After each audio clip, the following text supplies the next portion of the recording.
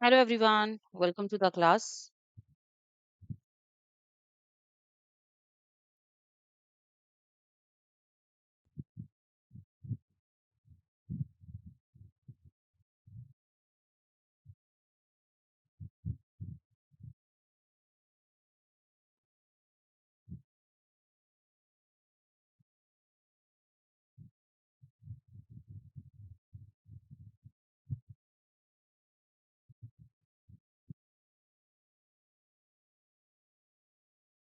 Yes.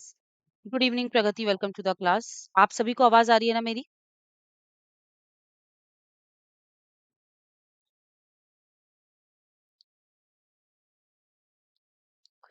चलिए, आज का जो टॉपिक होने वाला है वो हो जाएगा आपका न्यू एजुकेशन पॉलिसी 2020।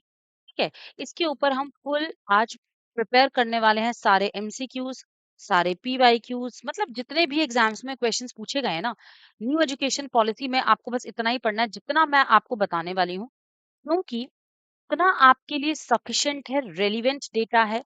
इससे आपको ज्यादा और कुछ पढ़ने की जरूरत नहीं है। ठीक है, आपके लिए इम्पोर्टेंट यही नोट्स होंगे, यही एमसीक्यूज होंगे जो आज मैं आप सभी को बताने वाली हूँ। Good evening Upendra, welcome to the class. So start करते हैं सेशन को आज अपने। ठीक है, सो सबसे पहले अगर मैं बात करती हूँ न्यू एजुकेशन पॉलिसी। देखिए, न्यू एजुकेशन पॉलिसी आप सभी को मैं इसका थोड़ा सा प्रीवियस के ऊपर जाते हैं। आप सभी को मैं बता देती हूँ कि जब आपका न्यू एजुकेशन पॉलिसी आया था ना, मतलब अभी तो ये 2020 में आया, लेकिन उससे पहले एनईपी आया था। देखो, एनईपी जो था ना, new education national education policy, sorry, national education policy ले लीजिए। ठीक है, इसको हम क्या बोलते हैं, 1968 में ये पहली बार आया। देखिए, ध्यान दीजिएगा, पहले ये 1968 में आया। उसके बाद नेशनल एजुकेशन पॉलिसी 1986 में आया। ठीक है, हाँ जी, ओके आशुतोष। सो 1986 में आया। उसके बाद अभी जो न्यू एजुकेशन पॉलिसी आई है, नेशनल एजुकेशन पॉलिसी जो है, वो कब आई है? वो आई है आपकी यहाँ पर 2020 में। 2020 में, ठीक है ना? अप्रोक्सीमेटली 24 साल के बाद एक नेशनल एजुकेशन पॉलिसी को स्टेब्लिश किया गया, डेवलप किया गया, बिकॉज ये बहुत इंपॉर्टेंट था। पहले से जो चलती आ रही थी एजुकेशन, उसमें थोड़ा सा हमें चेंज करना था, ताकि हमारा जो एजुकेशन पॉलिसी है और जो एजुकेशन सिस्टम है, हायर एजुकेशन सिस्टम है या स्कूल एजुकेशन सिस्टम है, उसको एक रणनीति मिल पाए, उसका एक डेवलपमेंट हो पाए। ठीक है, good evening Suraj, welcome to the class. तो ये ध्यान दीजिएगा कि जो न्यू एजुकेशन पॉलिसी है, नेशनल एजुकेशन पॉलिसी आई है, वो आई है 29 जुलाई 2020 को। ध्यान रखिएगा, ये 29 जुलाई 2020 में आई है। साथ ही साथ आप सभी को पता होना चाहिए, union cabinet of India, union cabinet of India, ठीक है, एमएचआरडी ने इसको डेवलप किया। दैट इज, एमएचआरडी पहले क्या था? पहले एमएचआरडी कहा जाता था ना, मिनिस्ट्री ऑफ हायर एजुकेशन। ठीक है, राइट। अब एमओई कहाँ है? Ministry of education. ठीक है, मिनिस्ट्री ऑफ एजुकेशन हो गया है अभी ये। एमएचआरडी पहले कहा जाता था। ठीक है, अब यहाँ पर क्या हो गया, ये एमओई हो गया। एमओई के द्वारा इसको पब्लिश किया गया, स्टेब्लिश किया गया।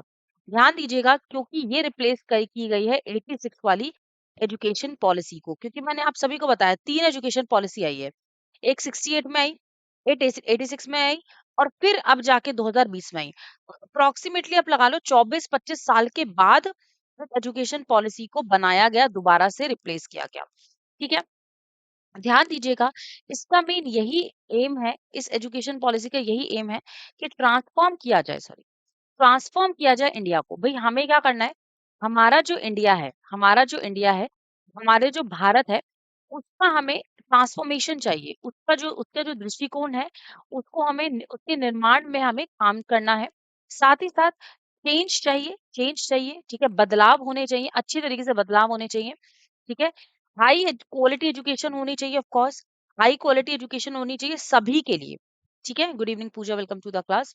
सो there by making India is a global knowledge of the super power. जैसे कि आप सभी को पता है, भारत एक ज्ञानी महाशक्ति बन सके, इसी के लिए यहाँ पर एजुकेशन पॉलिसी को लेकर आया गया, ताकि हमारा जो हायर एजुकेशन है, ताकि जो हमारा इंडिया है, वो अच्छी एजुकेशन प्राप्त कर पाए, सभी के लिए ये एजुकेशन मिल पाए।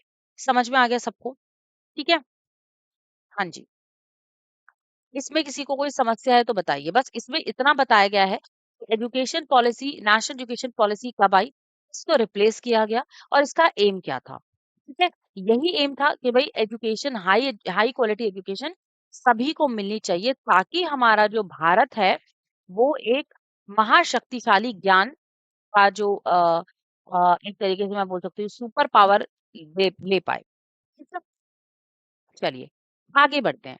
आगे अगर मैं यहाँ पर देखूं तो creative creative imagination with the sound ethical mornings and the values, मतलब यहाँ पर ये कहा गया है भाई कि नैतिक मूल्य और दृढ़ संकल्प के साथ क्रिएटिवनेस होनी चाहिए। ठीक है? हमें एथिकल भी देखना है, एथिक्स को भी देखना है, नैतिक मूल्यों को भी देखना है। साथ ही साथ हमें जो दृढ़ संकल्प किया है रचनात्मक कल्पनाओं का, उसमें भी इन्वॉल्वमेंट होना चाहिए एजुकेशन पॉलिसी के द्वारा। ठीक है? इसका एम यही है, इसका एम यही है कि ये इंगेज होगा, मतलब इसका उद्देश्य यही है कि हमारा जो संविधान है उसके द्वारा जो हमारा एक तरीके से मैं कह सकती हूँ समावेशी, ठीक है, और आपका जो समाज है, जो हमारा सिटीजन है, उसको डेवलपमेंट मिले, उसका जो इक्वलाइजेशन, इक्वल मतलब इक्विटेबल मतलब इक्वल, सब एक बराबर है, सभी एक है। ठीक है? इंक्लूसिव है, इंक्लूसिव एजुकेशन मतलब क्या होता है, सबके लिए एजुकेशन सब है, मतलब ऐसा नहीं है कि भाई विमेन के लिए अलग है, मेल के लिए अलग है और ट्रांसजेंडर के लिए अलग है, ऐसा नहीं है, सब एक बराबर है, सबको एजुकेशन मिलनी चाहिए। और चाहे वो आपके स्पेशल स्टूडेंट हो, स्पेशल स्टूडेंट्स वो होते हैं जिन लोगों की थोड़ा सा जो फिजिकली चैलेंज्ड हो, या वो स्टूडेंट्स हो, उनको स्पेशल एजुकेशन, स्पेशल स्टूडेंट्स कहा जाता है। तो इंक्लूसिव एजुकेशन में ना सब आ जाते हैं। इंक्लूसिव मतलब सबको यहाँ पर एजुकेशन प्रदान होनी चाहिए। सभी नागरिकों का एक तरीके से मैं कह सकती हूँ कि समाज में जो सभी सिटीजन का कंट्रीब्यूशन यही है कि उनको एक एजुकेशन मिले। ठीक है? हर हर महादेव। विनय। हाँ जी। अ गुड एजुकेशन, यहाँ पर क्या कहा गया है, institution in which every student feel welcome and care. जैसे कि आप सभी को पता है, एक एजुकेशन यही एक एजुकेशन में ये चाह जाता है कि भाई हमारा वेलकम हो, ठीक है, अच्छी शिक्षण हो, उसके संस्थान हो, सभी छात्रों का वेलकम हो, उनकी देखभाल हो, उनके जो भी पढ़ाई से रिलेटेड जो भी हम डेवलपमेंट करना चाहें, मतलब हायर एजुकेशन में डेवलपमेंट करना चाहे, गवर्नमेंट जो डेवलपमेंट करना चाहे वो हो, एक्सपीरियंस अच्छा मिले, लर्निंग एक्सपीरियंस मिले, इंफ्रास्ट्रक्चर अच्छा हो। तो ये यही चीजें नेशनल एजुकेशन 2020 में जो आई है, अभी जो नई एजुकेशन पॉलिसी आई है, उसमें उन्होंने ये कहा कहने की बात की। ठीक है? हमें सबको एक साथ जोड़ना है, इंटीग्रेट करना है, सभी संस्थानों को, सभी शिक्षण को एक तरीके से मेल करके, और हमें सारी स्टेजेस के एजुकेशन को डेवलप करना है। बस इतना ये एम डिक्लेयर किया गया है। सबको समझ में आ गया? ठीक है? और कुछ भी नहीं है, सिंपल जैसे कि भैया एजुकेशन को डेवलपमेंट होना चाहिए, सब एक बराबर हैं, सबको एजुकेशन मिलनी चाहिए, सारी एजुकेशन इक्वल होनी चाहिए, ऐसा नहीं है कि मेल को अलग एजुकेशन दी जा रही है, फीमेल्स को नहीं दी जा रही है ना? ये सारी चीजें, सबको एजुकेशन मिलनी चाहिए, सारे स्टूडेंट्स का डेवलपमेंट होना चाहिए, लर्निंग डेवलपमेंट होना चाहिए, इंफ्रास्ट्रक्चर अच्छा होना चाहिए भाई, एक्सपीरियंसेस अच्छा होना चाहिए, सब कुछ यहाँ पे एग्जिस्ट करता है।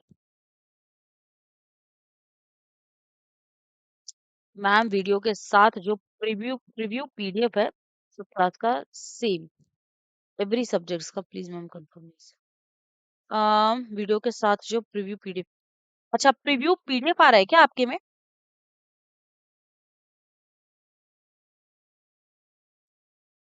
हाँ सेम ही होता है सबका। प्रीव्यू पीडीएफ मतलब ये है ना कि आप जैसे पीडीएफ को देखना चाहो, ये जो पीडीएफ है मैंने आपके लिए शेयर कर दी है, ठीक है, क्लास ओवर होते ही आपको मिल जाएगा, तो आप प्रीव्यू कर सकते हो, उसको देख सकते हो। क्लियर हो गया? हाँ जी। अब बात करते हैं हम फंडामेंटल फंडामेंटल प्रिंसिपल्स की। देखिए बहुत आपको ना कुछ पॉइंटर्स समझने हैं, जो जो मेन है। मैं आपको कुछ नहीं बता रही, मैं सिर्फ मेन मेन टॉपिक्स को बता रही हूँ। सारा एजुकेशन पॉलिसी पढ़ने का कोई मतलब नहीं है, जो आपके एग्जाम्स में आएगा वही मैंने लिया हुआ है। साथ ही साथ जितने भी एग्जाम्स हुए हैं, जैसे कि अगर मैं बात करती हूँ, जितने भी एपी के एग्जाम्स हुए हैं, असिस्टेंट प्रोफेसर के एग्जाम्स हुए हैं, साथ ही साथ कोई भी कॉम्पिटिटिव एग्जाम है ना, सबका मैंने ये फुल नोट्स बनाए हैं। ये एक आपके लिए मतलब असिस्टेंट प्रोफेसर के एग्जाम के लिए ही साथ, उसके ही साथ साथ बहुत सारे एग्जाम्स के लिए इम्पोर्टेंट है। चाहे आप कोई एसएससी का एग्जाम दे रहे हो, चाहे आप कोई पीएचडी का एंट्रेंस दे रहे हो, या आप कोई भी एग्जाम दे रहे हो, ये सारे नोट्स आपके लिए बहुत ज्यादा इम्पोर्टेंट है, क्योंकि इससे बाहर कोई भी टॉपिक नहीं आएगा। मैंने क्रिस्प नोट बनाए, कंसाइज नोट बनाए हैं, ठीक। हाँ जी। फंडामेंटल प्रिंसिपल की बात करते हैं, मौलिक सिद्धांत। हमारा जो मौलिक सिद्धांत है, फंडामेंटल प्रिंसिपल्स क्या-क्या ये कहते हैं कि एजुकेशन सिस्टम को एक साथ बड़ा पैमाने पे लेके जाए एज एन इंडिविजुअल, ठीक है, किस तरीके से। यहाँ पे बोला जा रहा है भाई, रिकॉग्नाइज करना, आइडेंटिफाई करना एंड फोस्टर करना unique capabilities of a student, ठीक है। प्रत्येक छात्र की जो क्षमताएं हैं उनको पहचानना, उनको बढ़ावा देना। शिक्षकों के साथ साथ अभिभावकों को भी, शिक्षकों के साथ साथ अभिभावकों को भी संवेदनशील बनाना, ताकि जो शैक्षणिक है या फिर गैर शैक्षणिक है, दोनों क्षेत्रों में जो प्रत्येक छात्र है उसका विकास को बढ़ावा दिया जा सके। समझ में आ गया? हाँ, सेम है। नहीं, प्रीव्यू प्रीव्यू पीडीएफ तो हर किसी का अलग होगा ना अपना एक।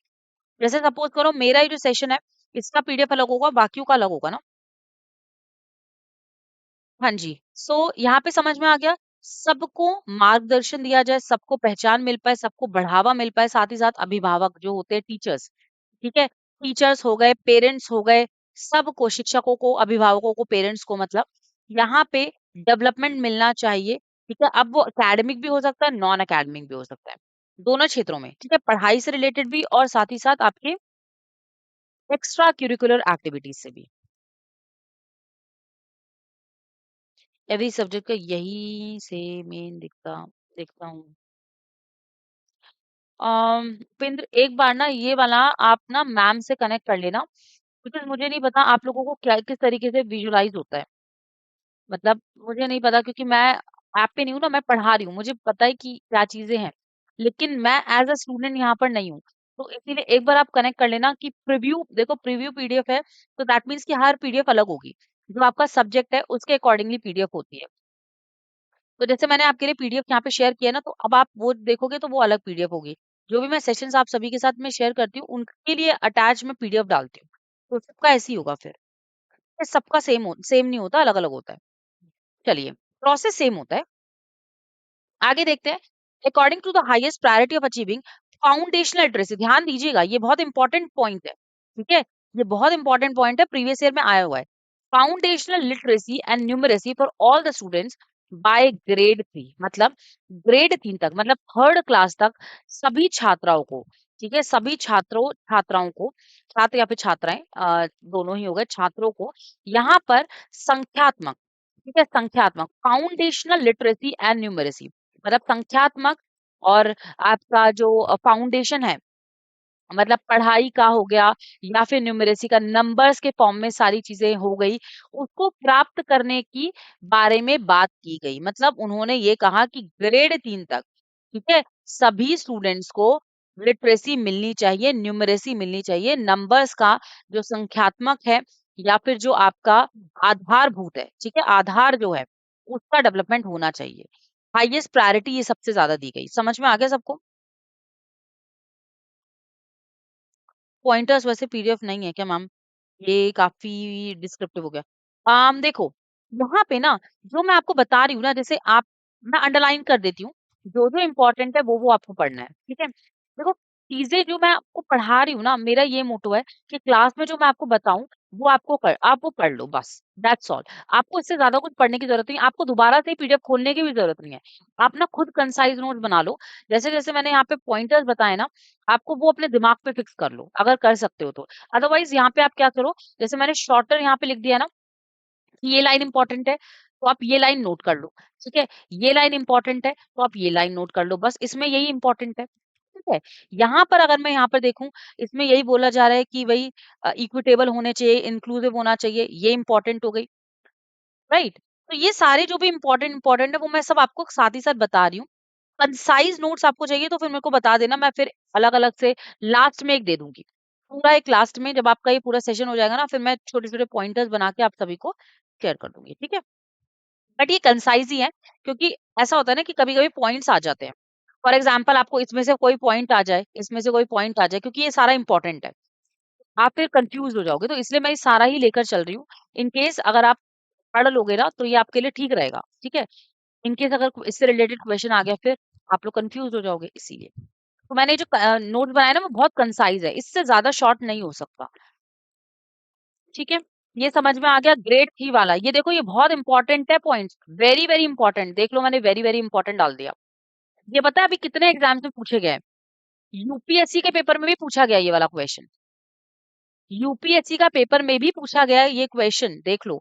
तो मैंने ये जो कंसाइज नोट्स बनाए हैं, मैंने सब एग्जाम को लेकर ही बनाए हैं, सबके लिए इंपॉर्टेंट है। हाँ, थैंक यू। चलिए, ठीक है। अब बात करते हैं फ्लेक्सिबिलिटी की। थर्ड पॉइंट आ जाएगा। हमने ये 2 पॉइंट पढ़े ना, इसमें ये वेरी वेरी इंपॉर्टेंट जो मैंने डाल दिया है ना, ये जरूर पढ़े ना, कुछ पढ़ो ना पढ़ो, ये जरूर पढ़ना।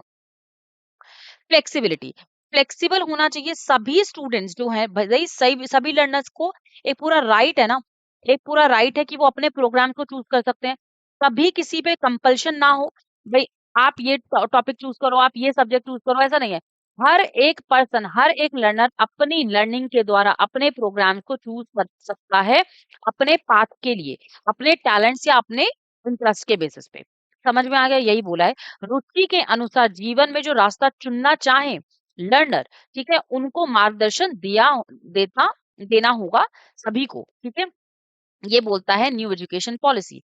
No hard separation between arts and science. ध्यान दीजिएगा, कोई सेपरेशन नहीं है, सब एक बराबर है भाई। आर्ट्स वाले भी सेम है, साइंस वाले भी सेम है, ठीक है।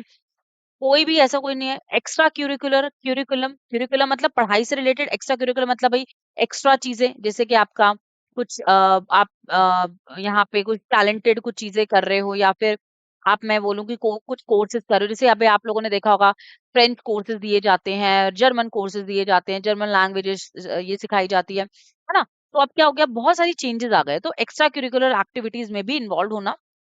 वोकेशनल, वोकेशनल मतलब ट्रेनिंग मिलनी चाहिए, ठीक है। वोकेशनल एजुकेशन हो गया, एकेडमिक स्ट्रीम्स, इन सबको डेवलपमेंट करना बहुत ज्यादा जरूरी है, ताकि जो लर्निंग है ना वो डिफरेंट डिफरेंट एरियाज में मिल पाए। ध्यान दीजिएगा, डिफरेंट डिफरेंट एरियाज में मिल पाए। इन्होंने बोला वोकेशनल कोर्सेज में मिलना चाहिए, यहाँ पर क्यूरिकुलम से भी रिलेटेड होना चाहिए, एक्स्ट्रा क्यूरिकुलर से भी रिलेटेड होना चाहिए। मतलब ओवरऑल स्टूडेंट का ना होलिस्टिक डेवलपमेंट, ओवरऑल डेवलपमेंट होना चाहिए सभी क्षेत्रों में, ठीक है। Multi disciplinary and the holistic education. देखिए ये वर्ड जो है ना होलिस्टिक, ये बहुत इंपॉर्टेंट रोल प्ले करता है न्यू एजुकेशन में, नेशनल एजुकेशन में या न्यू एजुकेशन में, ठीक है। हाँ जी, तो यहाँ पर इन्होंने बोला science, social science, arts, humanities सबके लिए मल्टी डिसिप्लिनरी वर्ल्ड बना होना चाहिए। मतलब हम सारी एजुकेशन को यूनाइट कर रहे हैं, इकट्ठा कर रहे हैं और इंटीग्रेट कर रहे हैं, ठीक है। सबको इकट्ठा कर रहे हैं। ये मल्टी डिसिप्लिनरी मतलब एक ही डिसिप्लिन में काम नहीं करता, बहुत सारे डिसिप्लिन है भाई। आपका साइंस है, आपका आर्ट्स है, आपका सोशियोलॉजी है, आपका एंथ्रोपोलॉजी है, ह्यूमैनिटीज है। डिफरेंट डिफरेंट डिसिप्लिन में ये वर्क करता है, डिफरेंट डिफरेंट सब्जेक्ट्स में ये वर्क करता है, इसीलिए कहते हैं कि मल्टी डिसिप्लिनरी होने चाहिए। emphasize on the conceptual understanding rather than the rote learning and for the exam। यहाँ पर ये ध्यान दिया जा रहा है कि अब जो एजुकेशन पॉलिसी है उसमें कॉन्सेप्ट स्टूडेंट्स के डेवलप हो, ना कि वो रटते हैं चीजों को, ठीक है, रटना नहीं है, या फिर एग्जाम्स के लिए भी प्रिपेयर नहीं करना। मतलब बेसिकली ये कहा गया है कि कॉन्सेप्ट आपके बहुत अच्छे होने चाहिए, एग्जाम्स आपका क्लियर हो या ना हो ये इम्पोर्टेंट नहीं है। एजुकेशन पॉलिसी में ये इम्पोर्टेंट है कि आपका जो बेस है, आपका जो कॉन्सेप्ट है वो डेवलप हो, ठीक है। Creative and critical thinking for the logical decision making and innovation. Of course यहाँ पर जो आपका निर्णय लेने की बात की जाए उसको प्रोत्साहन मिलना चाहिए, क्रिएटिव होना चाहिए।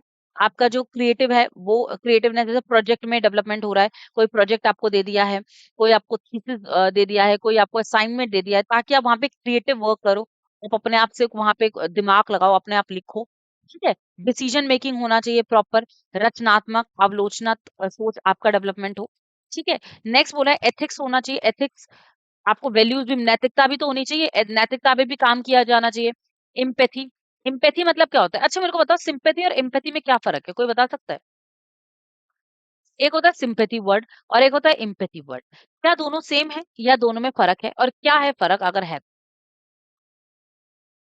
एक क्वेश्चन मैं आप सभी से पूछ रही हूँ, मैं आपको बीच में बताऊंगी, क्योंकि क्या होता है कि आप लोग जब आंसर करोगे ना फिर मैं आपको इसको करेक्ट बताऊंगी कि किसने सही दिया और किसने नहीं, ठीक है। अभी मैं आगे बढ़ती हूँ, आप लोग मुझे तब तक बताओ।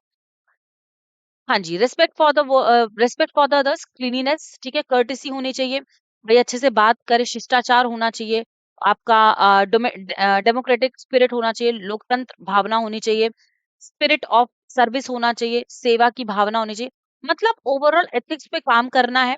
और साथ ही साथ यहाँ पे बोला जा रहा है कि नैतिकता, आपका सिटीजनशिप की बात की जाए, वैल्यूज की बात की जाए, रिस्पॉन्सिबिलिटीज की बात की जाए, तो इस पे भी हर एक इंडिविजुअल काम करे। समझ में आ गया सबको? बताइए जी, सिंपैथी और एम्पैथी में क्या फर्क है? नेक्स्ट बोल रहा है प्रमोट मल्टीलिंग्विज्म। देखिए मल्टीलिंग्विज्म, बहुभाषा, बहुभाषा यहाँ पर होनी चाहिए। बहुत सारे लिंग्विस्टिक होता है, लिंग्विस्टिक मतलब लैंग्वेजेस, डिफरेंट डिफरेंट लैंग्वेज को भी प्रमोट किया जाना चाहिए। इंग्लिश ही नहीं, सिर्फ इंग्लिश ही नहीं पढ़ना है, इंग्लिश हो गया, हिंदी हो गया, संस्कृत हो गया, ठीक है, और भी डिफरेंट डिफरेंट लैंग्वेजेस, सबको, सबकी अपनी लैंग्वेज में एक पावर है, तो सब मल्टीलिंग्विज्म होना चाहिए। ठीक है, एजुकेशन में ऐसा कुछ नहीं है कि भाई एक ही इंग्लिश में ही होनी चाहिए एजुकेशन। हिंदी, इंग्लिश आपका हो गया, संस्कृत हो गया आपका, है ना, और भी बहुत सारे, फ्रेंच हो गया, जर्मन हो गया, बहुत सारे डिफरेंट डिफरेंट, मराठी हो गया, इन सबको प्रमोट करना ज्यादा इम्पोर्टेंट है। ठीक है, कम्युनिकेशन होना चाहिए, कोऑपरेशन होना चाहिए, टीम वर्क होना चाहिए, और रेजिलियंस होना चाहिए। ठीक है, इन सबको स्किल्स में डेवलपमेंट होना चाहिए भाई, कम्युनिकेट भी करे, संचार भी होना चाहिए, सहयोग भी होना चाहिए, टीम वर्क भी होना चाहिए, सबको यहाँ पर एक साथ मिलजुल के करना है। Focus on the regular formative assessment, ध्यान दीजिएगा, रेगुलर फॉर्मेटिव असेसमेंट की बात करता है। क्या कहता है? रेगुलर फॉर्मेटिव असेसमेंट मतलब डेली आपका डेवलपमेंट होना चाहिए। ठीक है, डेवलपमेंट नहीं, लर्निंग होनी चाहिए ड्यूरिंग द सेशन। फॉर्मेटिव क्या होता है, बट पढ़ा था ना हमने, ड्यूरिंग द सेशन, सेशन के दौरान आपका लर्निंग डेली होना चाहिए, ना कि सबमिटिव। सबमिटिव असेसमेंट तो ये होता है ना कि भाई आपका लास्ट में एग्जाम हो रहा है, लास्ट में एग्जाम हो रहा है, फॉर्मेटिव को यहाँ पर बोला जा रहा है। ठीक है, फॉर्मेटिव को यहाँ पर बोला जा रहा है कि डेली आपका कुछ ना कुछ आप सीखो, कुछ ना कुछ आप लर्न करो, और उसी लर्निंग से आप डेवलप हो खुद से। ठीक है, extensive use of the technology in the teaching, बहुत सारी टेक्नोलॉजीज को यूज किया जाए भाई, प्रोजेक्टर्स को, स्मार्ट बोर्ड को, चार्ट को, फिगर्स को, इन सबको यहाँ पर यूज किया जाए ताकि लर्निंग इंप्रूव हो पाए। Remove language barrier, language barriers को हटा दो, लैंग्वेज में कोई मतलब लैंग्वेज को लेकर कोई इशू नहीं होना चाहिए, इंग्लिश में ही पढ़ाई होनी चाहिए, हिंदी में ही होनी चाहिए, लैंग्वेज बैरियर बिल्कुल भी नहीं होना चाहिए। इंक्रीज एक्सेस फॉर द दिव्यांग स्टूडेंट्स, तो जो नहीं देख पाते हैं, देख नहीं पाते हैं स्टूडेंट्स, उनके लिए भी एक्सेस होना चाहिए, उनके लिए भी एजुकेशन में डेवलपमेंट होना चाहिए। ठीक है, एजुकेशन प्लानिंग एंड मैनेजमेंट, उनके लिए भी स्कूल्स होने चाहिए, इस तरीके से इन्होंने ये कही है। ठीक है, अब मैं आप सभी को बता देती हूँ सिंपैथी और एम्पैथी क्या है। सिंपैथी होती है सहानुभूति, एक तरीके से मैं बोलूंगी है, मतलब सहानुभूति तो है, लेकिन एक तरीके से दया की भावना ना सिंपैथी में आ जाती है। जैसे फॉर एग्जाम्पल, मैंने किसी गरीब को देखा, मुझे देखकर दया आ गई, मुझे उसको देखकर दया आ गई, है ना, तो ये क्या हुआ, यहाँ पर मैं सिंपैथी लेके आ रही हूँ, यहाँ पर ना मैं उसके ऊपर क्या कर रही हूँ, दया के भाव लेकर आ रही हूँ। लेकिन एम्पैथी क्या होता है? एम्पैथी वो होता है जहां पर जहां पर टीचर और स्टूडेंट का ना एक इन्वॉल्वमेंट हो रहा है, या फिर मैं ये कहूँ किसी दो पर्सन का इन्वॉल्वमेंट हो रहा है, और वो अपने आप से रिस्पेक्ट दे रहे हैं एक दूसरे को। ठीक है, जैसे कि फॉर एग्जाम्पल टीचर और स्टूडेंट, टीचर कभी भी स्टूडेंट पे दया नहीं करती है ना, टीचर एक्टिवली पार्टिसिपेट करती है, और टीचर हमेशा इन्वॉल्व रहती है। एम्पैथी वो है जहां पर प्रॉपर इन्वॉल्वमेंट हो स्टूडेंट और टीचर का, टीचर और स्टूडेंट का। ठीक है, ठीक है, यहाँ पर किसी भी तरीके की दया भाव नहीं है, कोई रहम नहीं कर रहा है स्टूडेंट के ऊपर, कोई टीचर रहम नहीं कर रही है पढ़ाकर। ठीक है, वो एक सोशल काम है टीचर का, राइट, मनी को भी छोड़ दो, सोशल वर्क वर्क है टीचर का। जैसे कि फॉर एग्जाम्पल मैं ये कहूंगी, डॉक्टर बोलते हैं ना कि हम जब भी डॉक्टर बन जाएंगे तो हम ये नहीं देखेंगे सिर्फ किसी के पास पैसा है तो ही हम उसका इलाज करेंगे, हम सबका इलाज करेंगे, ऐसा है ना, तो वैसे ही टीचर भी एक सोशल कॉज पे या सोशल इवेंट्स के लिए ही अपनी टीचिंग को यूज करती है, सिर्फ पैसे के लिए नहीं करती, तो एम्पैथी वो हो जाता है। क्लियर हो गया सबको? हाँ जी, respect for the diverse, respect for the local context, curriculum, pedagogy, policy. ठीक है, मतलब यहाँ पर ये कहा गया है कि सबके लिए रेस्पेक्ट होनी चाहिए। डाइवर्सिटी, डाइवर्सिटी मतलब विभिन्न लोग हैं हमारे यहाँ पे, हमारी कंट्री में विभिन्न लोग हैं, कोई कहीं से बिलोंग करता है, कोई कहीं से बिलोंग करता है, सबके लिए रेस्पेक्ट होनी चाहिए। ठीक है, सारे क्यूरिकुलम को यूज किया जाए लोकल कॉन्टेक्स्ट में, ठीक है। पेडागॉगी, पेडागॉगी मतलब टीचर एजुकेशन को यूज किया जाए, टीचर एजुकेशन होना चाहिए। प्रॉब्लम को अंडरस्टैंड करना, बिल्कुल सही, बिल्कुल सही। और कनेक्ट करना, एक तरीके से कनेक्ट करना, एम्पैथी मतलब कनेक्ट करना, और कनेक्ट करते ही प्रॉब्लम को सॉल्व करना, ठीक है। Full equity inclusion, full equity and inclusion, inclusion मैंने आप सभी को बताया, इक्विटी होना चाहिए, इक्वल है सभी, सभी लोग इक्वल हैं, साथ ही साथ इंक्लूसिव है, इंक्लूसिव मतलब सब स्टूडेंट्स को एजुकेशन मिलना चाहिए। सिनर्जी इन द क्यूरिकुलम, अच्छा सिनर्जी का मतलब क्या होता है? प्रारंभिक, प्रारंभिक मतलब सिनर्जी इन द, सिनर्जी का मतलब होता है, देखिए जब हम दो लोग मिलते हैं ना, जैसे आप लोगों ने सुना होगा 2+2 = 5, सुना है ये वाला सिनर्जी का मतलब? इसका मतलब ये है, अब आप बोलोगे मैम 2+2 तो 4 होता है, ये 5 क्यों लिख दिया? हाँ जी, ऐसे ही होता है सिनर्जी, सिनर्जी मतलब होता है 2+2 = 5। रीजन इज कि यहाँ पे जब हम एक पर्सन काम कर रहा है तो भाई एक पर्सन का ही वो होगा ना, इन्वॉल्वमेंट होगा। मेरे साथ में कोई और आ गया पर्सन, तो क्या होगा, काम मैंने बांट दिया और दिमाग दोनों का लगेगा, तो उसे कहते हैं सिनर्जी। एक से भले दो, दो से भले तीन, तीन से भले चार, वही है ना। तो सिनर्जी होना चाहिए क्यूरिकुलम में, एक साथ मिलके क्यूरिकुलम को सेट किया जाए सभी लेवल्स के लोगों के लिए, सभी एजुकेशन में, चाहे वो चाइल्ड केयर हो, चाहे वो आपका स्कूल हो या फिर हायर एजुकेशन। समझ में आ गया? सबके लिए सिनर्जी होनी चाहिए, सब एकजुट होकर करे, सिनर्जी उसे कहते हैं, ठीक है। Next, teacher and faculty is a heart for the learning process, उनका रिक्रूटमेंट कॉन्टिन्यूस होना चाहिए, प्रोफेशनल डेवलपमेंट होना चाहिए, पॉजिटिव वर्किंग एनवायरनमेंट होना चाहिए, और सर्विसेज उनको मिलनी चाहिए, ठीक है। ये सारी चीजें उन्होंने बोला। एक चीज और ध्यान रखिएगा, ये बहुत इंपॉर्टेंट लाइन है, a light but tight, a light but tight, ये जो लाइन है ना, ये बहुत इंपॉर्टेंट है, प्लीज इसको नोट डाउन कर लीजिए। इसका मतलब यहाँ पर ये बोला गया है कि लाइट होना चाहिए बट टाइट होना चाहिए, टाइट मतलब रेगुलेशन भाई ज्यादा होना चाहिए। एजुकेशन में ना जो भी चीज़ है, ट्रांसपेरेंसी है, एफिशिएंसी है, सब कुछ अच्छे से होना चाहिए। ट्रांसपेरेंट हो, ठीक है? एक तरीके से मैं बोलूँ मध्यम जो है इंटीग्रेट किया जाए, एक साथ जुट होना चाहिए। सारी चीज़ें होनी चाहिए, लेकिन टाइट रेगुलेशन होना चाहिए। हायर एजुकेशन का जो काम है, हायर एजुकेशन का जो एजुकेशन में जो काम है, या मैं बोलूँ मिनिस्ट्री ऑफ एजुकेशन का जो काम है, वो प्रॉपर रेगुलेशन के साथ होना चाहिए, रूल्स एंड रेगुलेशंस के साथ होना चाहिए। तो यहाँ पर इसलिए बोला है लाइट बट टाइट, लाइट है बट टाइट है। तो टाइट इसीलिए कहा गया है कि भाई पूरा रेगुलेशन बहुत ज्यादा जरूरी है, फुल ऑटोनॉमी होनी चाहिए, एम्पावरमेंट होना चाहिए, ठीक है ना। नेक्स्ट बोला जा रहा है outstanding research, outstanding research, research होनी चाहिए एजुकेशन एंड डेवलपमेंट में, ठीक है। शिक्षा का विकास होना चाहिए, और उसका रिसर्च यहाँ पर बहुत ज्यादा इंपॉर्टेंट रोल प्ले करता है। Continuous review of the process, progress sorry, continuous review, हर दिन, हर दिन हर एक स्टूडेंट का रिव्यू होना चाहिए by the experts, by the experts. Regular assessment होना चाहिए, अब जैसे कि आज आपकी परफॉर्मेंस क्या है, आज कौन सी डेट है, 20 है, सपोज करो 20 अगस्त, 20 अगस्त है ना, ठीक है। तो अब यहाँ पर आज का ए पर्सन की क्या क्या रिस्पॉन्स था, बी का क्या था, सी का क्या था, सब कुछ नोट, फिर 22 का भी, 21 का भी, इस तरीके से प्रॉपर प्रोग्रेस रिपोर्ट होनी चाहिए, रिव्यू होना चाहिए हर दिन का, ठीक है। तो ये भी ये कहता है एजुकेशन में।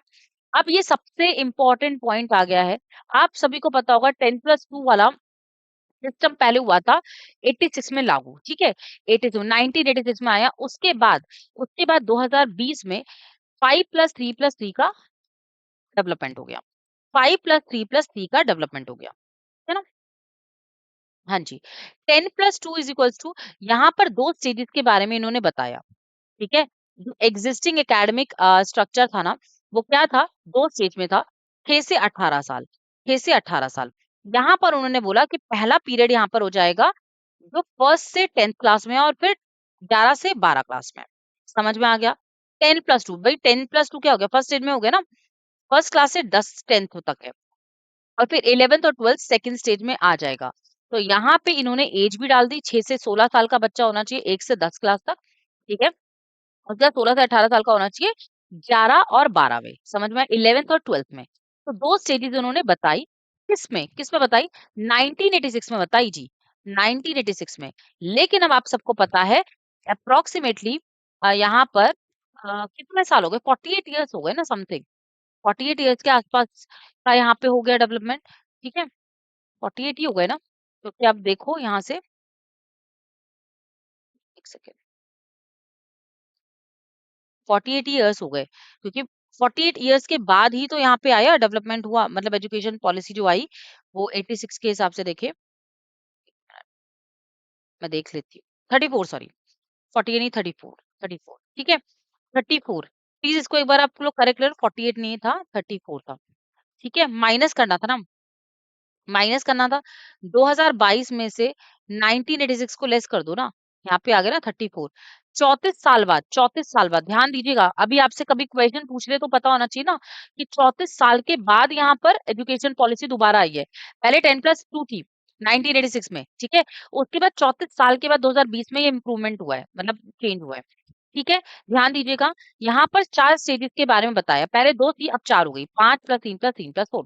अब इसको ध्यान दीजिए, ये कहता है पहला जो स्टेज है वो कहता है फाउंडेशनल स्टेज, ये एग्जाम में आया हुआ है, एग्जाम में आया हुआ है, ठीक है। सबसे पहला बोलता है फाउंडेशन को बना लीजिए, फाउंडेशन को बना लीजिए। ये कहता है फाउंडेशन में ना हमें कितना साल लगाना है, 3 साल तो प्री स्कूल में होना चाहिए और 2 साल होना चाहिए आपका यहाँ पर फर्स्ट और सेकंड में।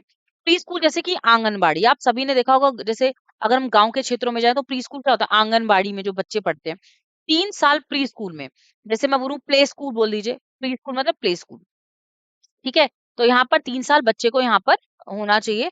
उसके बाद जो एज है ना वो 3 से 6 साल की होगी, 3 से 6। लेकिन अगर मैं यहाँ पर देखूं 6 से 8 साल का जो एज है, वो जो बच्चा होना चाहिए वो उसमें होना चाहिए फर्स्ट और सेकंड में होना चाहिए, फर्स्ट या फिर सेकंड में होना चाहिए। तो इनको मिलाकर क्या हो गया, ये पूरा बन गया 5 साल का फाउंडेशन बन गया बच्चे का, फाउंडेशन बन गया बच्चे का, ठीक है। सेकंड जो स्टेज है वो कहती है प्रिपरेटरी, प्रिपेयर हो गए बच्चा, प्रिपेयर हो रहा है, ठीक है।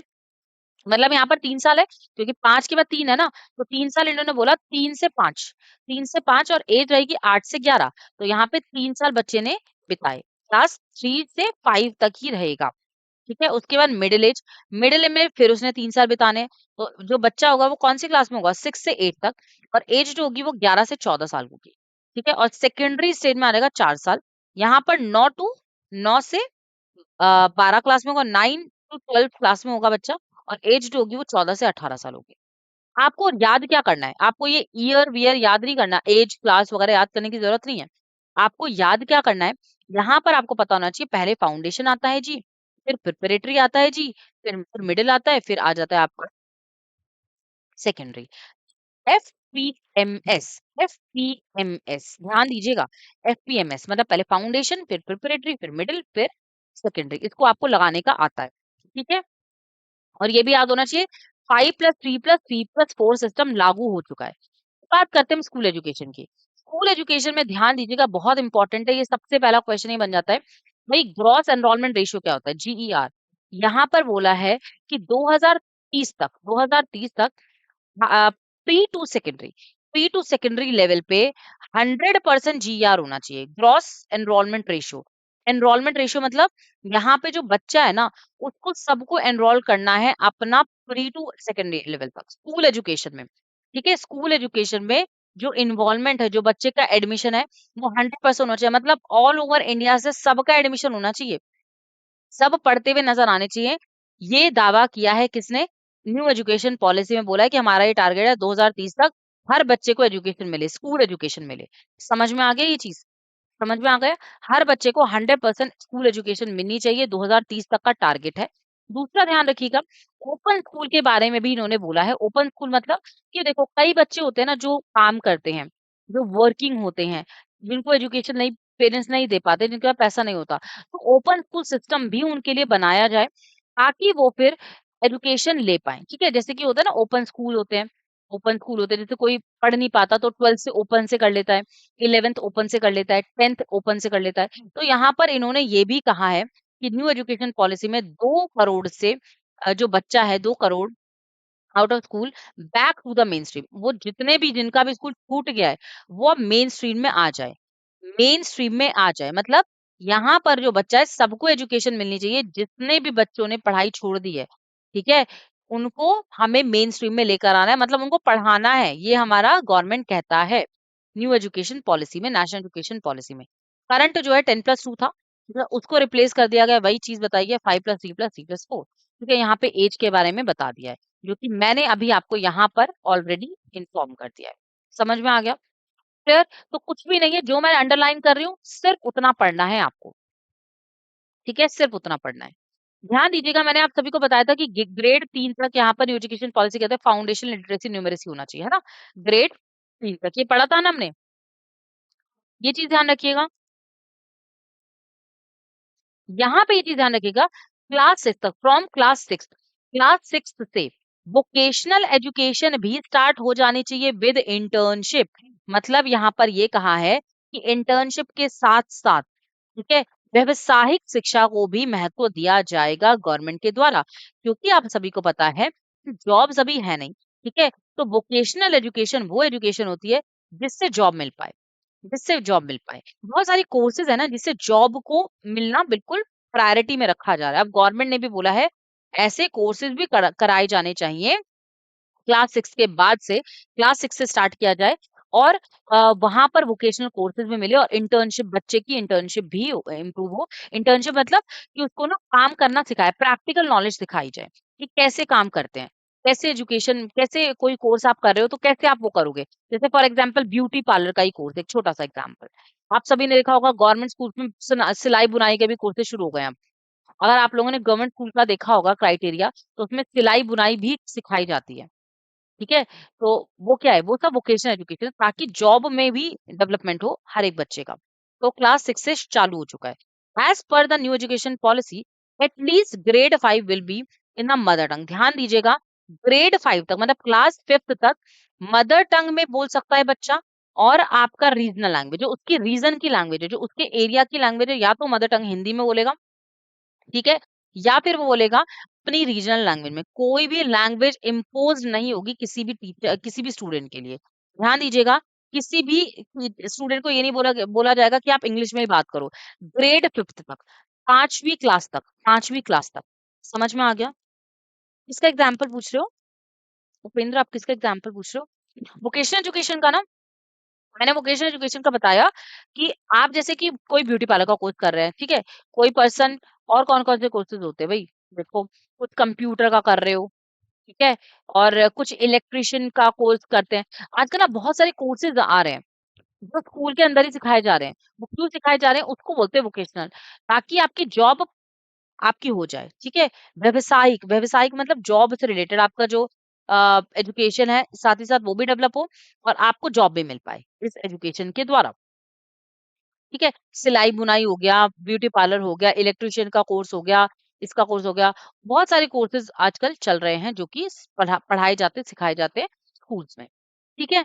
अब बात करते हैं हम, ध्यान दीजिएगा, assessment reform with the holistic development. ये ध्यान दीजिएगा, 360 डिग्री, ये 360 डिग्री क्या है, इन्होंने बोला है 360 डिग्री क्राइटेरिया के बारे में बोला है। 360 डिग्री असेसमेंट क्या होता है, असेसमेंट मतलब मूल्यांकन, ठीक है, मूल्यांकन होना चाहिए।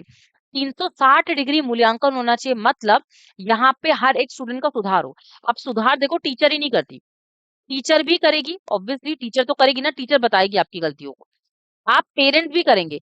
अब ये नहीं कि भाई टीचर ने पढ़ा दिया तो पेरेंट्स घर पे नहीं पढ़ाएंगे, पेरेंट्स को भी उतना ही ध्यान देना है, ठीक है। उसको कहते हैं 360 डिग्री।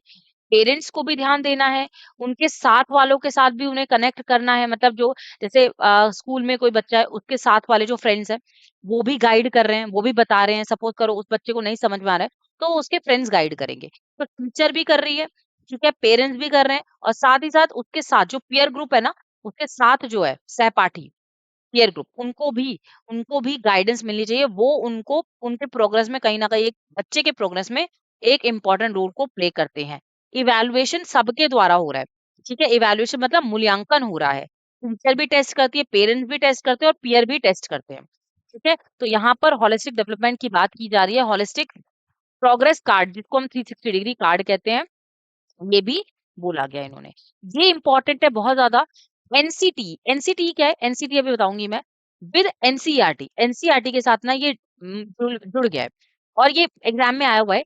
किसके साथ एनसीईआरटी जुड़ा है, किसके साथ एनसीईआरटी जुड़ा है, तो एनसीटी के साथ जुड़ा है, नेशनल क्यूरिकुलम फ्रेमवर्क। ये एक नई बॉडी बनाई गई है इस बार। ये जो न्यू एजुकेशन पॉलिसी है ना, एक नई बॉडी बनाई गई है, national curriculum framework for the teacher education. ये जो टीचर एजुकेशन के लिए बनाई गई है बॉडी, ठीक है, इसको एनसीईआरटी के साथ मिला दिया गया है, इसको एनसीईआरटी के साथ मिला दिया गया है। समझ में आ गया, new curriculum framework for teacher education, NCTE को मिला दिया है एनसीईआरटी के साथ, और क्या बना दिया है, new curriculum framework for teacher education. और ये टीचर एजुकेशन आप सबको पता होगा।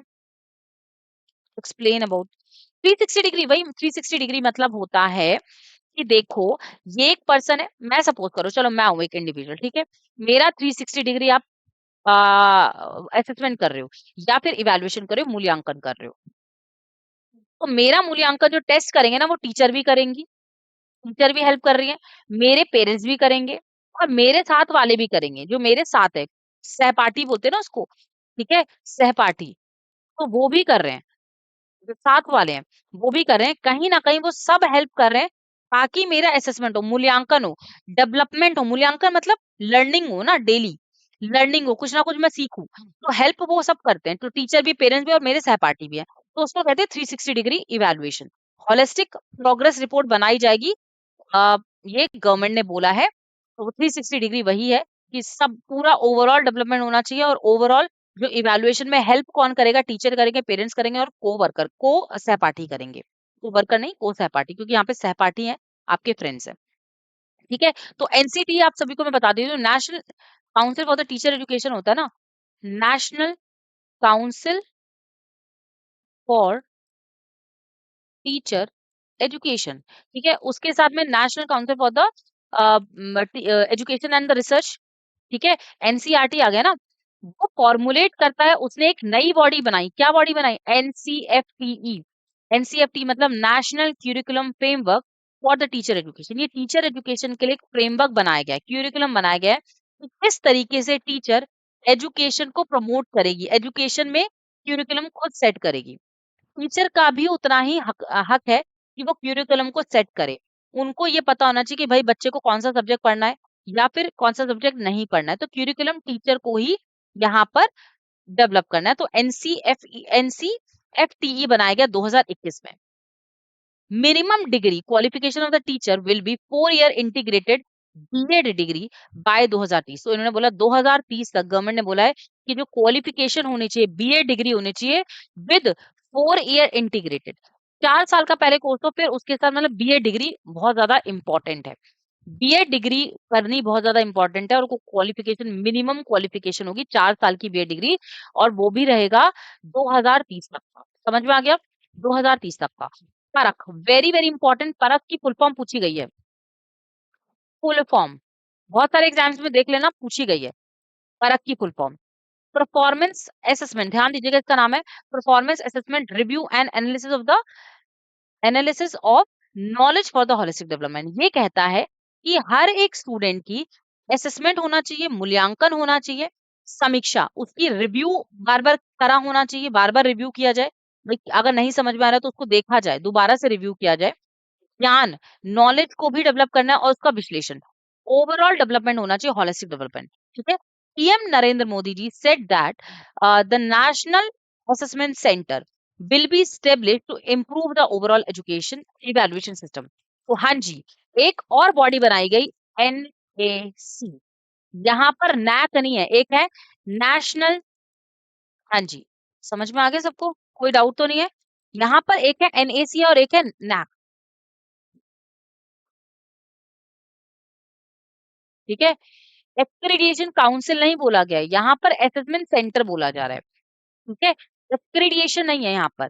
नैक एक्रेडिएट करता है ना, एक्रेडिएट मतलब नंबर देता है वो, एक्रेडिएट मतलब कि हर एक स्टूडेंट को क्या देता है, स्टूडेंट को नहीं, सॉरी, कॉलेज को, ठीक है, इंस्टीट्यूट के या कॉलेज को A+ ग्रेडिंग देगा, ए देगा। आप सभी ने देखा होगा एक्रेडिएटेड लिखा होता है हर एक इंस्टीट्यूट के नीचे, नैक, नैक सर्टिफाइड या नैक एक्रेडिएटेड लिखा होता है ना। कोई भी कॉलेज को आप देखना ओपन करके, कोई भी यूनिवर्सिटी को आप ओपन करके देखना, तो वहां पे नैक सर्टिफाइड लिखा होगा, नैक एक्रेडिएटेड लिखा होगा। तो ये नैक नहीं है, एक्रेडिएशन वाली बॉडी नहीं है, एक नई बॉडी बनाई जाए। पीएम नरेंद्र मोदी जी ने बोला कि नेशनल असेसमेंट सेंटर बनाया जाए, ताकि हर एक बच्चे का इवैल्यूएशन, मूल्यांकन होता रहे, मूल्यांकन केंद्र बनाना होना चाहिए, ठीक है ना। तो ये भी बहुत इंपॉर्टेंट है, नेशनल असेसमेंट सेंटर, ये नई बॉडी बनी है, एक ये हो गया। ध्यान रखिएगा, 4 साल का बीए डिग्री कोर्स 2030 तक का बोला गया है। परख की फुल फॉर्म क्या है, ये इंपॉर्टेंट है, इसमें पूरा इंपॉर्टेंट है। और एनसीटी के साथ एनसीईआरटी मिला और एक नई बॉडी बना दी, एनसीएफटीई। समझ में आ गया? 2021। इसमें किसी को कोई समस्या, कोई डाउट है तो बताइए। ठीक है, अभी हमने स्कूल एजुकेशन तक पढ़ा, अब चलते हैं हम हायर एजुकेशन पे जी। हायर एजुकेशन पे जी, हायर एजुकेशन के क्या क्या फैक्ट्स हैं जी। हायर एजुकेशन में बोला है, आप सभी को याद है स्कूल एजुकेशन में क्या बोला था? 100% होना चाहिए, 100% होना चाहिए जीईआर। ठीक है, ग्रॉस एनरोलमेंट रेशियो, जीईआर होना चाहिए ग्रॉस एनरोलमेंट रेशियो। कब तक? 2030 तक, ये याद है। अब यहाँ पर क्या है? हायर एजुकेशन है। देखो, हायर एजुकेशन है तो हायर एजुकेशन में तो टाइम लगेगा ना। फिर यहाँ पर बोला है, हमने टारगेट सेट किया है गवर्नमेंट ने एजुकेशन में, कि हायर एजुकेशन में सॉरी, कि रेशियो तो होना चाहिए, लेकिन 50% ही करते हैं अभी हम, और 2035 तक। इन्होंने बोला 2035 तक हम आधी आधी जो आधा जो पॉपुलेशन है, आधा जो लर्नर है, हमारी कंट्री का जो आधा भाग है, उन सबको हायर एजुकेशन प्रदान करेंगे, हायर एजुकेशन देंगे 2035 तक। ठीक है, and 3.5 crore seats will be added to be added in the higher education. ध्यान दीजिएगा, 3.5 करोड़ और सीट्स को ऐड किया जाएगा हायर एजुकेशन में। ठीक है, ये भी ध्यान रखिए, और ये वाला तो बहुत जरूरी है, 50% 2035 तक। Higher education curriculum will be possesses flexibility of the subject। Of course यहाँ पर बोला है कि भाई फ्लेक्सिबल होना चाहिए सभी विषय में, जो पर्सन जो विषय लेना चाहता है उसको हायर एजुकेशन में वो दिया होना चाहिए। Various entry and exit will be allowed with the relevant certificate. तो जो भी मतलब कोई भी कोर्स करना चाहता है, कोई हायर एजुकेशन में डेवलपमेंट करना चाहता है, कुछ भी एजुकेशन लेना चाहता है, उसको सर्टिफिकेशन कोर्स भी दिया जाए, और एंट्री भी हो जाए इजीली और एग्जिट भी हो जाए इजीली। ठीक है, for fostering a strong research, research के लिए एक नया बॉडी बनाने की बात की है, एनआरएफ। एनआरएफ ध्यान दीजिएगा, NRF that is national research foundation. National research foundation को बनाया जाए ताकि ये बॉडी हेल्प करे, इसके लिए रिसर्च को बिल्डअप करने के लिए, रिसर्च प्रदान करने के लिए। ठीक है, शोध की क्षमताओं का निर्माण करने के लिए, अनुसंधान को डेवलप करने के लिए। ठीक है, या फिर मैं बोलूं जो फाउंडेशन है, रिसर्च का फाउंडेशन है, उसको बनाने के लिए, बेस को बनाने के लिए। ठीक है, तो रिसर्च के लिए कौन है? एनआरएफ है, नेशनल रिसर्च फाउंडेशन है। हायर एजुकेशन, ये बहुत इंपॉर्टेंट है। ये क्वेश्चन यूजीसी नेट में भी पूछा गया है, यूजीसी नेट में प्रीवियस में पूछा गया, 2022 में भी पूछा गया, 2021 में भी इसी तरीके का कोई क्वेश्चन आया था मैचिंग में। तो ये बहुत इंपॉर्टेंट है कि आपको ये पता होना चाहिए। Higher education commission of India that is HECI, HECI ने सेटअप किया है कि हम ना अलग अलग, जैसे कि आपको पता है यूजीसी ने, यूजीसी एक बॉडी है, यूजीसी सबका फादर है, आप सबको पता है, सबका फादर है। उन्होंने सबको रोल दे दिया, रोल दे दिया यहाँ पर एनसीटी को, भाई टीचर एजुकेशन के लिए एनसीटी देखेगा, नैक का काम, नैक बोला एक्रीडिएट, ये नैक करेगा। ठीक है, उसी तरीके से आपकी बहुत सारी बॉडीज है, जैसे कि एआईसीटी, एआईसीटीई, ठीक है, all India council for the technical education, technical education के लिए भाई ये देखेगा।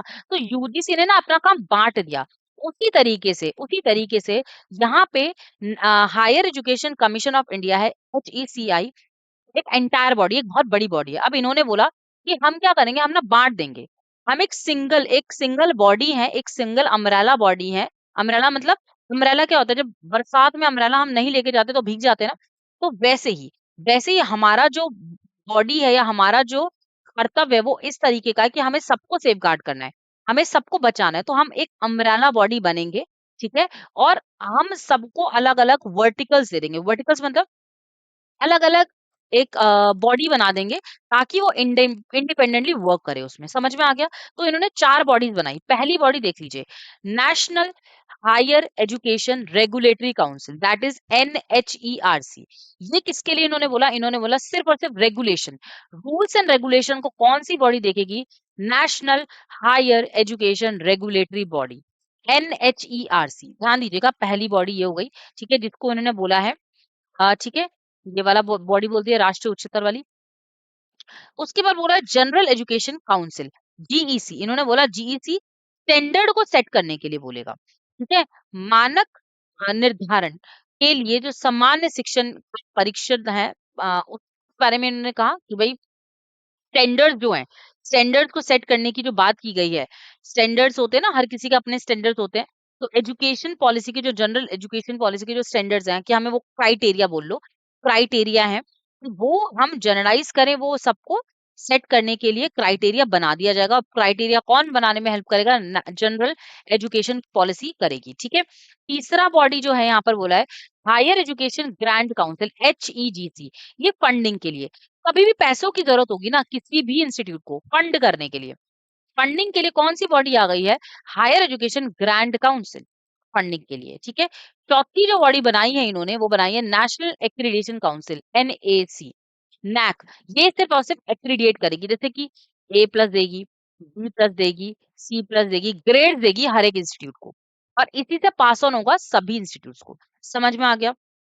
और ये चीज ध्यान रखिएगा, हायर एजुकेशन जो कमीशन ऑफ इंडिया है, ये सबको देखेगी, सारी एजुकेशन वाले सब्जेक्ट्स को देखेगी, लेकिन इन्होंने बोला कि हम किसको नहीं देखेंगे? जो भी मेडिकल से रिलेटेड एजुकेशन है ना, जैसे आपका मेडिकल से रिलेटेड MBBS हो गया, ठीक है, ये सारा जो है मेडिकल से रिलेटेड, और लीगल लॉ से रिलेटेड, जैसे आपका लॉ सब्जेक्ट से रिलेटेड, लॉ में आप कोई भी ग्रेजुएशन कर रहे हो, पोस्ट ग्रेजुएशन कर रहे हो, तो कह रहे हैं हम इस पे डील नहीं करेंगे, बाकी सारे सब्जेक्ट्स पे हम डील करेंगे। अब चाहे वो आपका ह्यूमैनिटीज हो, चाहे वो आपका साइंस हो, चाहे वो आपका कॉमर्स हो, किसी भी फील्ड में हो, तो इस सब में हम एप्लीकेबल कर रहे हैं, लेकिन हमने हमने किसका नहीं लेना है? मेडिकल और लॉ। ठीक है, मेडिकल और लॉ एजुकेशन को हम सपोर्ट नहीं करेंगे। ये चीज समझ में आ गई ना? ध्यान रखिएगा, एग्जाम में ना छोटे छोटे पॉइंट्स ही आपको पूछे जाते हैं। ठीक है, चलिए भाई इसमें देख लेते हैं और क्या क्या पॉइंट्स है। ग्रेडेड ऑटोनॉमी दी जा रही है। ग्रेडेड ऑटोनॉमी क्या होती है? यहाँ पर इसको नेशनल एजुकेशन पॉलिसी को ये कहा गया है कि ये हेल्दी कंपटीशन लेकर आएगी, सभी यूनिवर्सिटीज में रिवॉर्ड देगी, और बेटर जो परफॉर्म कर रहा है ना उसको रिवॉर्ड देगी, ताकि सभी जो अदर यूनिवर्सिटीज हैं वो उनसे सीखे, अदर इंस्टीट्यूट है वो उनसे सीखे। तो ग्रेडेड ऑटोनॉमी, देखो ऑटोनॉमी मतलब होता है, ऑटोनॉमी मतलब होता है कि सबका अपना स्वतंत्रता। ठीक है, स्वतंत्रता, सबके पास अपनी एक ऑटोनॉमी है कि जो भी यूनिवर्सिटीज, जो भी कॉलेज जो करना चाहे वो कर सकते हैं, कंपटीशन, हेल्दी कंपटीशन रख सकते हैं। ठीक है, तो ग्रेडेड ऑटोनॉमी यहाँ पर मिलनी चाहिए। नैक का अर्थ है नेशनल, हाँ, एक मिनट, क्या बोल रहे थे आप? नैक का एक्रीडेशन है। देखो यहाँ पर जो नैक है ना, यहाँ पे जो नैक है वो आपका असेसमेंट सेंटर बनाया है। देखिए ध्यान दीजिएगा, ये आपका स्कूल एजुकेशन है जी। ठीक है, ये आपका स्कूल एजुकेशन, बहुत अच्छा क्वेश्चन पूछा सूरज आपने वैसे। देखो अभी यहाँ पे किसी ने ये पूछा था, नैक, NAC, नैक ये स्कूल एजुकेशन है। देखिए मैं स्कूल एजुकेशन की बात कर रही हूँ, ये अभी तक हम स्कूल की बात कर रहे थे, ये स्कूल है, ये स्कूल है, ये स्कूल है, यहाँ तक, यहाँ से हायर एजुकेशन आ गया ना। तो ये जो है ना स्कूल एजुकेशन आपका वो हो गया, और नैक एक्रीडिटेशन करता है हमेशा, ये ध्यान रखिएगा। NAC जो है ना, नैक जो है वो आपका एक्रीडेट करेगा, वो हमेशा हायर एजुकेशन को करेगा। जो कॉलेजेस है, वो जो इंस्टीट्यूट है उनको ही एक्रीडेट करता है, नंबर देता है। ठीक है, बिल्कुल सही। चलिए अब बात करते हैं, मैंने आपको बोला मल्टी डिसिप्लिनरी एजुकेशन होना चाहिए ना, मीरू। ध्यान दीजिएगा, मीरू की फुल फॉर्म पूछी गई है। इन्होंने एक एक और पॉइंट को डेवलप किया हायर एजुकेशन में, multi disciplinary education and research university. एक यूनिवर्सिटी बनाने का पॉइंट रखा कि हम एक यूनिवर्सिटी को बनाएंगे, रिसर्च यूनिवर्सिटी को बनाएंगे जो भी मल्टी डिसिप्लिनरी है। हम मल्टी डिसिप्लिनरी मतलब, अब जैसे साइंस में कोई हायर एजुकेशन रिसर्च करना चाहता है उनको मिले, ठीक है, कोई कॉमर्स में करना चाहता है उनको मिले, ठीक है, कोई आर्ट्स में करना चाहता है उनको मिले, कोई एंथ्रोपोलॉजी में करना चाहता है, कोई सोशल साइंस में करना चाहे, किसी भी सब्जेक्ट में करना चाहे रिसर्च, मीरू उसको देखेगा। मीरू मीरू का काम क्या है कि हर एक क्षेत्र में रिसर्च यूनिवर्सिटीज को प्रमोट करने की और ओपन करने की बात की जाए। ठीक है, ताकि इंडिया हमारा हब बन पाए, ग्लोबल हब बन पाए। ग्लोबल हब मतलब कि भाई बाहर से जो भी लोग आ रहे हैं ना, बाहर से जो लोग, हम जा रहे हैं ना बाहर पढ़ने, हमें नहीं जाने की जरूरत है, वो हमारे इंडिया में आके ना, हमारे इंडिया में आकर रिसर्च एजुकेशन करेंगे, रिसर्च डेवलपमेंट करेंगे। हमें ऐसा बनाना है अपनी एजुकेशन को, हायर एजुकेशन को। समझ में आ गया सबको? तो ये ध्यान रखिएगा, मीरू वाला, न्यू अपॉर्चुनिटीज यूथ के लिए मीरू ही डेवलप करेगा, रिसर्च ज्यादा से ज्यादा रिसर्च डेवलपमेंट मीरू ही करेगा। ठीक है, national education policy 2020 emphasise on setting gender inclusive fund, very very important, gender inclusive fund, GIF। GIF को भी इन्होंने बनाने की बात की। अब ये GIF क्या है? GIF क्या कहता है कि भाई हम इक्विटेबल क्वालिटी एजुकेशन देंगे, इंक्लूसिव, इंक्लूसिव मतलब सब बराबर है ना, मैंने बताया भी था। इंक्लूसिव मतलब कि चाहे वो गर्ल, अब जैसे आपको पता है कि गर्ल्स एजुकेशन को ना सपोर्ट नहीं किया जाता, गर्ल और ट्रांसजेंडर आप सबको पता है ना। तो गर्ल एजुकेशन और ट्रांसजेंडर को इन्होंने स्पेशली बोला है कि हम GIF में करेंगे। GIF is gender inclusive fund. Gender inclusive fund में सभी के लिए, चाहे वो आपकी गर्ल एजुकेशन हो या फिर ट्रांसजेंडर हो, इन सबको एजुकेशन मिलेगी। ठीक है, साथ ही साथ स्पेशल एजुकेशन जोन्स भी बनाए जाएंगे। स्पेशल एजुकेशन जोन्स भी बनाए जाएंगे। जैसे कि आप सभी को पता है, अलग अलग जोन्स बनाए जाते हैं ना। फॉर एग्जाम्पल, कोई ना गांव के क्षेत्र में रहता है, ठीक है, अब बहुत गांव के क्षेत्र में रहता है। क्या होता है कि उस पर्सन के लिए ना नहीं होता है कि वो आके एजुकेशन ले पाए, वो ऑनलाइन एजुकेशन ले पाए। तो उसके घर के आसपास क्या बना दिया जाएगा, सेंटर्स बना दिए जाएंगे। तो सेंटर्स बना दिए जाएंगे, और वो सेंटर्स में आके उसके घर के आसपास, मतलब कुछ ऐसे ही ज्यादा एरिया में नहीं, पास के ही एरिया में सेंटर्स बना दिए जाएंगे गांव में, और वहां पर वो बच्चा आकर अपनी एजुकेशन को प्राप्त कर सकता है। तो स्पेशल एजुकेशन जोन्स बनाने की बात की जा रही है यहाँ पे उन बच्चों के लिए जो दूर दराज रहते हैं, और जिनका जो एरिया, जैसे उनके घर में भाई लाइट की फैसिलिटी नहीं है, उनके घर में लैपटॉप्स नहीं है, उनके घर में ऑनलाइन एजुकेशन नहीं हो रही है, तो उसके लिए उन्होंने जोन्स बनाने की भी बात की है हायर एजुकेशन में। तो increase public investment in the sector of, ध्यान दीजिएगा कि हमें GDP, that is gross domestic product, ठीक है, ग्रॉस डोमेस्टिक प्रोडक्ट आप सबको पता है, ठीक है। तो शिक्षा के क्षेत्र में हमें 6% तक एजुकेशन सेक्टर में इन्वेस्ट करना है, चाहे वो सेंट्रल हो या स्टेट हो, दोनों को मिलके 6%। 6% का जो क्राइटेरिया है, ध्यान रखिएगा, ये पहले भी था 6% और ये आज भी 6% का ही है। 6% GDP हमें अर्लिएस्ट से अभी भी हमें इतना इन्वेस्ट करना है, पब्लिक इन्वेस्टमेंट होनी चाहिए एजुकेशन सेक्टर में, ठीक है। अब वो सेंट्रल और स्टेट दोनों मिलकर बनाएंगे। जैसे कि मैंने आप सभी को बताया था, मल्टीलिंग्विज्म, सब लैंग्वेजेस में एजुकेशन को प्रमोट किया जा रहा है। तो यहाँ पर कौन कौन सी लैंग्वेजेस, जैसे पाली हो गया, लैंग्वेजेस सुन लीजिए, ठीक है। लैंग्वेज हो गया पाली, पर्शियन, प्राकृतिक, ठीक है। लैंग्वेज हो गया पाली, पर्शियन, प्राकृतिक, 3 P हैं, देखो 3 P हैं, पाली, पर्शियन एंड प्राकृतिक। And Indian institute of the translation and interpretation, ठीक है। ट्रांसलेशन का भी इंडियन इंस्टीट्यूट है, जैसे जो ट्रांसलेट करता है ना, लैंग्वेज को ट्रांसलेट कर देगा, जैसे हिंदी में इंग्लिश बना देगा, इंग्लिश को हिंदी बना देगा, पाली को पर्शियन बना देगा, पर्शियन को पाली बना देगा। तो इसको भी सेटअप करने की बात की, ताकि जो ट्रांसलेशन है वो भी इजी हो पाए, ठीक है। वेरी वेरी इंपॉर्टेंट पिलर से क्वेश्चन आया हुआ है इस बार, ठीक है। बहुत सारे एग्जाम्स में, ठीक है, मैं अभी आपका एग्जाम की बात नहीं करी, बहुत सारे एग्जाम्स में, जैसे यूपीएससी में आया हुआ है, ठीक है। आपका यूजीसी नेट एग्जाम में मैंने देखा, एसएससी में देखा, मैंने बहुत सारे बैंक्स के एग्जाम्स में देखा, तो पिलर से क्वेश्चन आया है। यहाँ पे पिलर में बोला है, सबसे पहले तो एक्सेसिबिलिटी होनी चाहिए, सबके लिए एक्सेस कर दिया जाए, सब एजुकेशन को ले सकते हैं, सबके लिए एक्सेसिबल है, ठीक है, सब ले सकते हैं एजुकेशन को, ये कहता है पहला। अफोर्डेबल, सबके लिए अफोर्डेबल होने चाहिए, कोई इतना महंगी एजुकेशन ना कर दी जाए कि कोई भैया पर्सन ना ले पाए, कोई बच्चा ना ले पाए, जिसको मतलब लगे कि मेरे पास तो इतना पैसा है नहीं। अकाउंटेबल, सब अपने आप में जवाबदेही है, सब अपना एजुकेशन कर रहे हैं, सब अपने अपने लिए पढ़ रहे हैं, सबको अपने आप ही जवाबदेही करना है, अपने आप को जवाब देना है। अकाउंटेबिलिटी भी हमने खुद ले रखी है, अकाउंटेबिलिटी भी ये कहते हैं, एनईपी ने बोला कि हम खुद ले रहे हैं, ठीक है। नेक्स्ट, क्वालिटी, क्वालिटी पे अच्छा काम होगा, क्वालिटी पे अच्छा काम होगा, एजुकेशन बहुत ज्यादा बेटर होगी।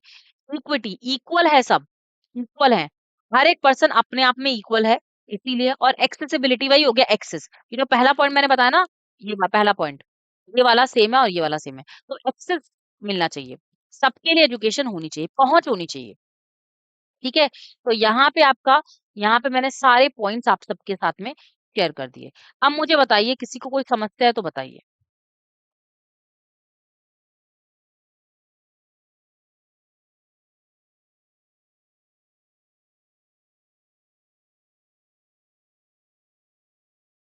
हाँ जी, बताइए। ये इसमें समझ में आ गया सबको? अब ये जो एक्सपेक्टेड क्वेश्चंस है, ये जो एक्सपेक्टेड क्वेश्चंस है, मैं आप सभी को कल कराने वाली हूँ, ठीक है। पहले हम इनको करेंगे, तो अपना अपना ना प्रैक्टिस करके आइएगा, या तो एक बार आप लोग ना क्या करो, इन क्वेश्चंस को देखो, पीडीएफ आप सबको मिल जाएगी, पीडीएफ में इन सबको देखो, न्यू एजुकेशन पॉलिसी से रिलेटेड, सारे इसी से रिलेटेड है, जो मैंने आपको टॉपिक्स बताया ना, सारे 15 क्वेश्चन इसी से रिलेटेड है। उसके साथ में मैं, क्योंकि आपका यूजीसी भी सिलेबस में है, यूजीसी एक बॉडी है यूनिवर्सिटी ग्रांट कमीशन, ठीक है, उस कमीशन में क्या क्या आता है, क्या क्या नहीं आता है, उन सब बॉडीज को भी थोड़ा सा हमें पढ़ना पड़ेगा हायर एजुकेशन में, क्योंकि आपका सिलेबस का पार्ट है। कल मैं इन सब क्वेश्चंस को ऐड ऑन करके और यूजीसी के बारे में आप सभी के साथ में शेयर करूंगी कुछ और टॉपिक्स के साथ, ठीक है। क्या हुआ,